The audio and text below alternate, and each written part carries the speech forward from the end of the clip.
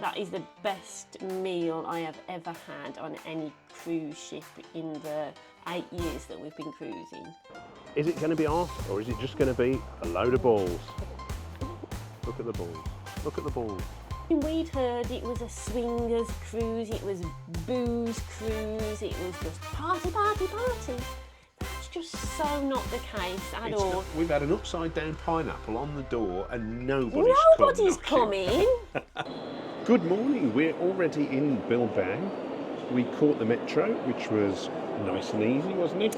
Well, we got a complimentary bus, first of all, from our ship. Yes, he told me my hair looked very nice today. He was making that joke. To the metro station in Getxo, is it pronounced? Getxo? Sorry about my pronunciation, it's rubbish. And then it took 26 minutes to get into Bilbao, and it only cost €7.60 for the two of us for 2 returns. That's great value, isn't it? Yeah, less than €2 a piece. What a bargain. I think we should learn something about good public transport in the UK. But it is absolutely hammering down a rain. I mean, tipping it down. But we've decided to come to the Guggenheim Museum, and we were always going to do this anyway because we really like art, and we do like going into art galleries and experiencing different things. But it's modern art, so it is quite controversial. A lot of people have been in and out within half an hour and said, what a load of rubbish. But we're coming in with an open mind. We're going to have a look and see the big installations and any other artworks that they've got. I really don't know what's here, apart from you could probably see part of the structures behind me, which is part of the installations. We're going to have a look around those? We are. Now, it cost us €12 each to get in. Now, we think that's because the second floor is closed today, so I think that's a little bit less than what it normally is. There are toilets when you come in. There was quite a big queue for them, and there's also there was a massive queue to leave your coats and your backpacks, which we've done because you don't want to be carrying your wet coat and your soaking wet backpack around with you all day, do you? There's also umbrella parking stations, which I've never seen anywhere else before. I'll show you the umbrella parking stations. So, It must be rainy here. It must be like Manchester. So come along with us anyway, let's see what it's like. Let's do that.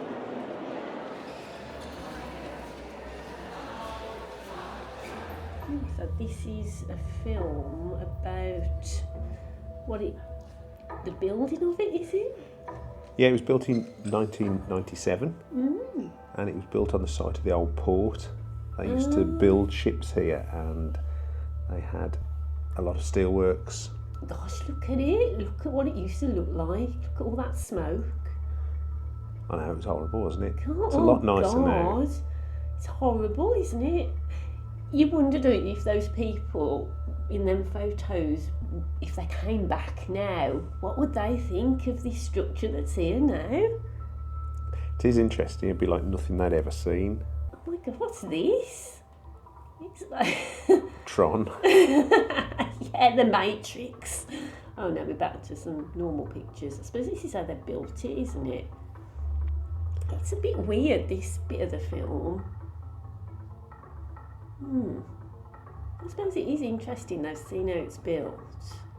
Oh look, the skeleton. Oh no, I quite like these words going up and down the screen. I could just stand here for ages, you know, watching these words. I was trying to think what it means when you walk through to the other side. We're in the matter of time now, and I've seen other vloggers come in to here and sort of say they're not really sure what it's about, and it's a maze. But you know, I'm really enjoying this exhibition. I think it's all to do with time travel because there's like little slits in the steel and you can just see through to the other side, and I think that there are little bits in our timeline where we're able to get back in time too, and this is just all about time travel.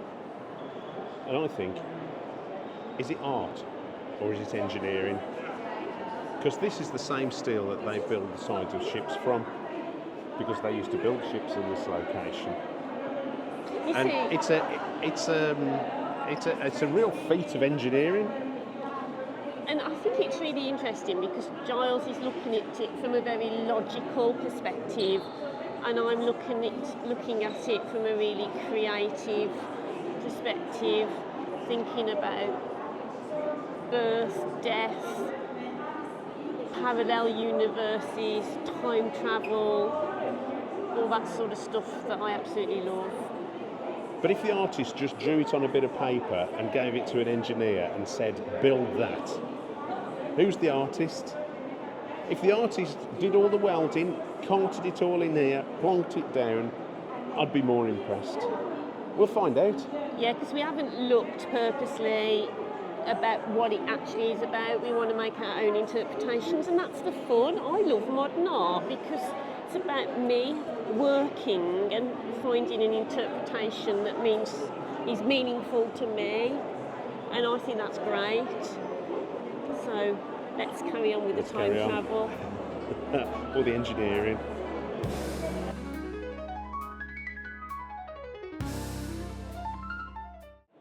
So this one here, there's a light side and a dark side. Which side are you going to go? Which side are you? Okay, I'll show you. All together, you can use the bulb, and then we make that. Come on. He's on the light side. I'm going the dark side. I also find it really interesting when you're walking around listening to what other people are saying about it. So as I was walking through there, I was thinking, this is the light side, and I was thinking about all the good things in life. And the people behind me were saying, I wonder how they got this piece of metal here. Did they bring it in on a ship? I wonder where it was made. And they were tapping it and talking about what it was made from. And I thought, it's really interesting, isn't it? What people think when they're in places like this.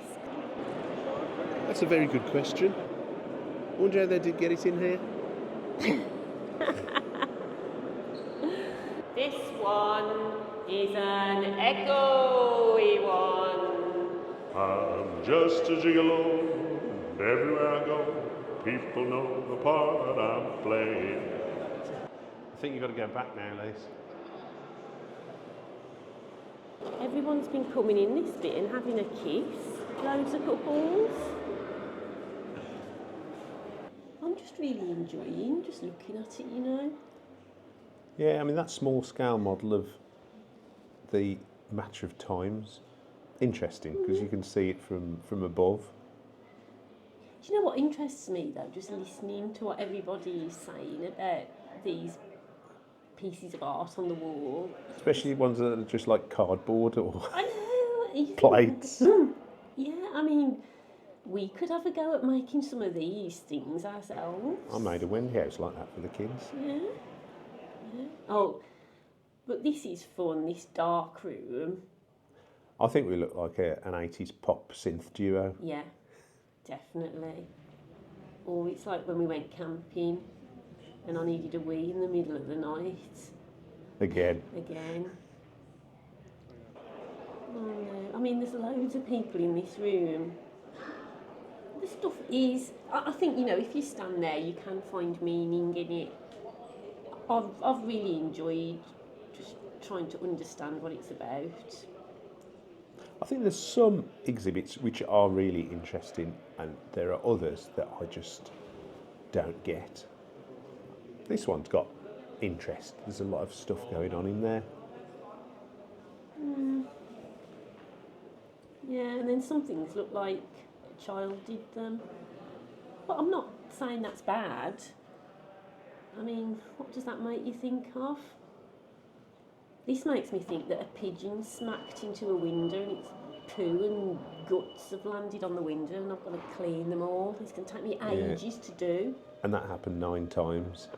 Yeah, poor pigeon. Gosh, it came to a bad end. It's a big place though, isn't it? It's one of the biggest museums in Spain. Yeah, that's why I'm tired. Too much walking around. like a big cloth, isn't it? It's interesting though. Yeah, it's made from recycled material. And the outside is lovely. Oh gosh, yeah, it's absolutely beautiful. Definitely reminds me of Selfridges in Birmingham. Well, as you can see, it's still raining as we've come out of the museum. That was the Guggenheim. We've been in there for just about 3 hours, and it was more interesting than we thought it would be. Yeah. We've got some interesting observations on things inside. Can you see me? Yes. Do I need to... Yeah, you can see him. Okay. He's worried that you can't see him. Just you can see you. Because I was missed off the Norway video, I thought you were trying to miss me off this one. So, what did we think of the Guggenheim Museum? Well, I really enjoyed it. We were in there, like Giles says, just over 3 hours. Actually, I could have spent a lot longer in there, but I didn't feel particularly well, and I'd left my water bottle in our backpack, which was in the cloakroom. So there was nowhere to access water in the museum. You had to go out and go to the cafe. And if you wanted to go out, you needed to get a wristband to get back in. So it just felt too much hassle, to be honest. So we did the 3rd floor quite quickly. But if you like modern art, I honestly think you could spend 4 hours minimum in there looking at everything. If you don't like modern art, I really wouldn't bother going in because I just don't think it's worth it. But we really enjoyed it. Yeah, there's some things that we didn't get. There was a black painting with a bit of white on the left-hand corner. Really didn't get that.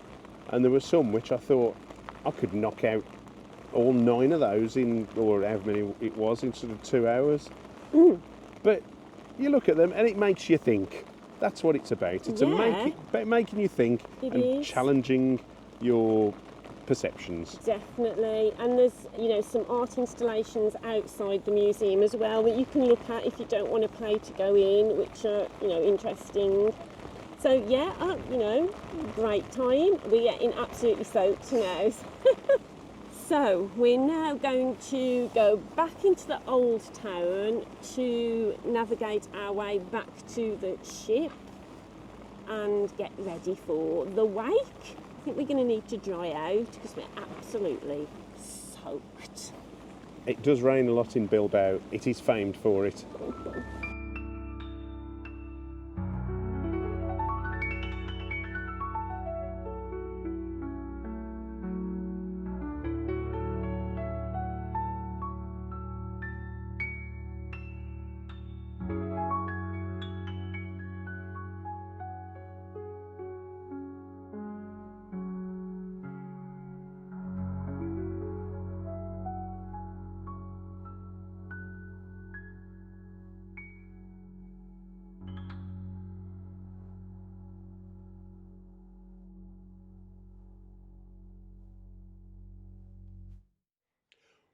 We're now back from a very wet Bilbao, and we caught the metro back, and we then had to wait for the bus from Getxo, not 100% sure on the pronunciation, so forgive me, but there was a long queue, wasn't there, for the coach? Yeah, we had to wait about half an hour or so, didn't we? Yeah, I think everyone wanted to come back at the same time because it started raining again. But then the sun came out and then it started raining again.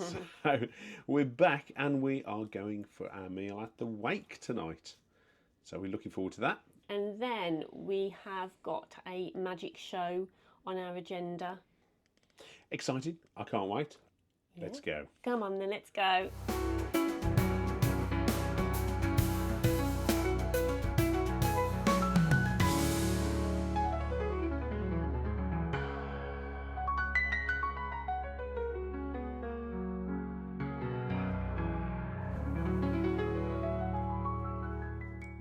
On tonight, but I mean there is plenty of space, isn't there? If you don't want to sit somewhere busy and loud, you can come down to this place. Oh yeah, the dock was quite quiet, wasn't it? Yeah, I mean it's fairly dark, but there's always lots of seats of an evening here.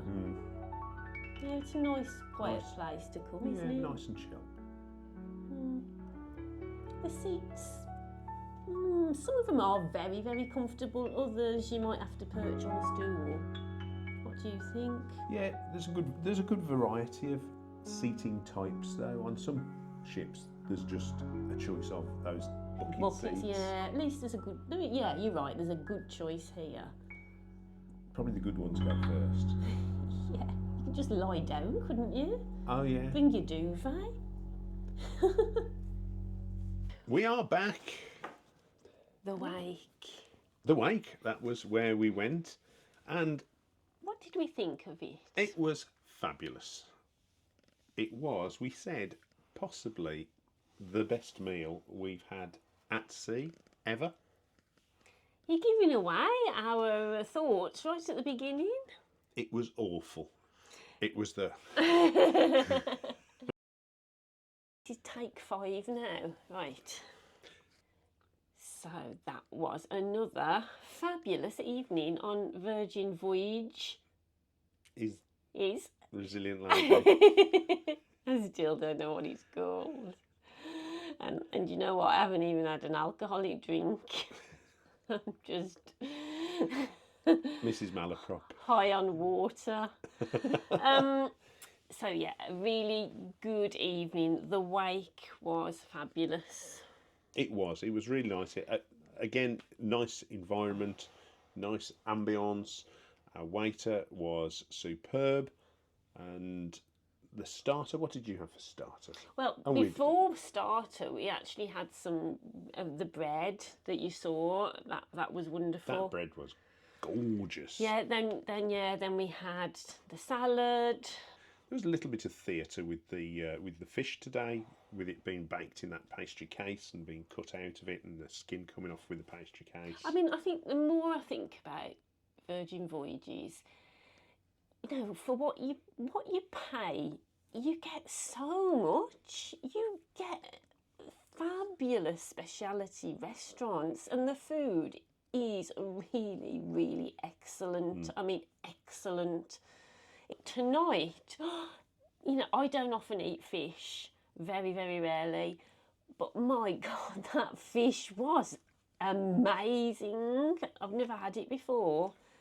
Wow, and just everything about it. Well, as you will have seen, you know, but the tastes were superb. That is the best meal I have ever had on any cruise ship in the 8 years that we've been cruising. You can understand why you're only able to book on certain voyages this restaurant once on our voyage. I've been trying to book Test Kitchen again, and I can't because we've already booked it. So we're going to try and walk up on Saturday night and get a walk in. But you know, if you are thinking of a Virgin Voyages cruise and you are, you know, thinking, oh, is it for me? You know, I mean, we'd heard it was a swingers cruise, it was booze cruise, it was just party, party, party. That's just so not the case at all. We've had an upside down pineapple on the door and nobody's come in. It can be like that if you want it to be like that. But, you know, if you want to come on here and just have a quiet time, you can do that as well. When I was waiting to go for our meal, Giles had gone for his 4th wee in an hour, and I was watching a lady. She was probably in her 70s. She was sat in one of the sitting areas reading a Kindle with a cup of coffee, just in her comfies, and I just thought, that's great, isn't it? That, you know, she's on here and she's doing what she wants, and yet, you know, a few 100 metres down the ship, there's a load of people like playing drinking games and shouting and screaming, and but you can find the areas on this ship that you are drawn to and you want to take part in. But it's not just all partying. There are places you can relax. I mean, we've just been to see the magic guy in the Red Room. The Mind Mangler. The Mind Mangler. He was very good. I was expecting a Darren Brown sort of show, a serious sort of show. It wasn't that at all, but it was really good. And now I've said to Giles, what, we've been out every night. I'm tired. I'm not feeling too good today. I want to come back and let's go back and watch a film. And they've got loads of really good films, free of charge, that you can watch in your cabin. So we're just gonna, jump in bed and watch a film now. And what I'm saying is, you can do whatever you want on Virgin Voyages. They say you can be who you want and you can do what you want. And this is fabulous. It's just great. It is. It's a very different type of cruise. I think that's what we've it's found. going to be hard for me to go back to the other cruise lines after this. And the more traditional cruise lines. Yeah, because I've just really enjoyed this experience, and it's not over yet. No, still 2 more days. Yes, so tomorrow we are out and about, adventuring in Bilbao again. And tomorrow we've got a special, tomorrow I've got to tell you this. We've booked, is it Another Rose? It is Another Rose, yeah. We've booked this show, right, called Another Rose. And last night when we were in Test Kitchen, we got talking to this couple who told us, if you book Another Rose, be careful where you book, what row you sit on. Don't sit on the front row. And we said, we've already booked it. We've booked to sit on the front row. And apparently, well, I can't probably tell you because, YouTube won't allow it. But things happen to you if you're on the front row. So, goodness knows what's going to happen to us tomorrow night. And I've noticed that when you can book this show, everywhere gets booked up really quick, apart from the front row. And us idiots booked the front row. Let's see what happens. We had front row for other things, and it's been fine. Yeah. What could possibly go wrong? Well, join us for the next episode to find out. Thanks for watching. Yeah. Take care. Bye. Bye.